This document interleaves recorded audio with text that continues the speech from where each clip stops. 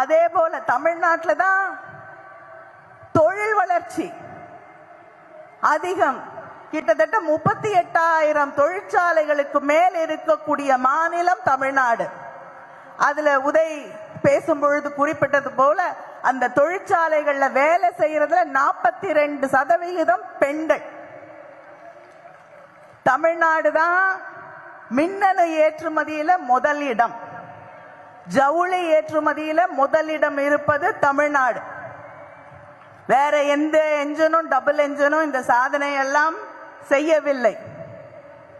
பெண்களுக்கு எதிரான குற்றங்கள் என்று தமிழ்நாட்டை பார்த்து சொல்கிறார்கள். நீங்க ஆட்சி செய்து கொண்டிருக்கக்கூடிய டபுள் என்ஜின் ஆட்சிகளிலே அந்த மாநிலங்களிலே தான் பெண்களுக்கு எதிரான குற்றங்கள் அதிகமாக இருக்கிறது. அதை தாண்டி சமூக மேம்பாட்டு குறியீடு, சோஷியல் ப்ராக்ரஸ் இண்டெக்ஸ், அது ஒரு மாநிலத்தில் இருக்கக்கூடிய மக்களுடைய அடிப்படை தேவைகள், தண்ணீர், காற்று, வீடு, அடிப்படை உரிமைகள், கல்வி போன்ற அடிப்படை உரிமைகள், அவங்களுடைய உடல் ஹெல்த் இண்டிகேட்டர்ஸ், இது மக்களுடைய பாதுகாப்பு, கருத்தை வெளிப்படுத்தக்கூடிய உரிமை, இதையெல்லாம் கணக்கில் எடுத்துக்கொண்டு கணிக்கக்கூடியதுதான் சோஷியல் ப்ரோக்ரஸ் இண்டெக்ஸ், சமூக மேம்பாட்டு குறியீடு.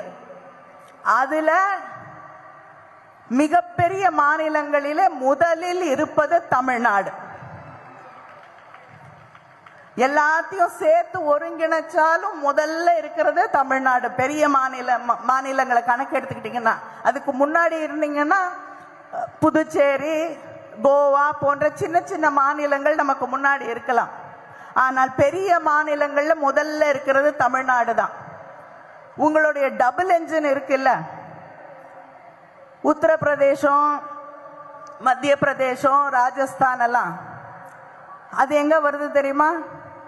30, 31, 32, 33 இறங்கிக்கிட்டே போகுது. இதுதான் டபுள் என்ஜின் செய்திருக்கக்கூடிய சாதனை. அதே போல இங்க 23ஆம் தேதி மிகப்பெரிய அளவிலே நம்முடைய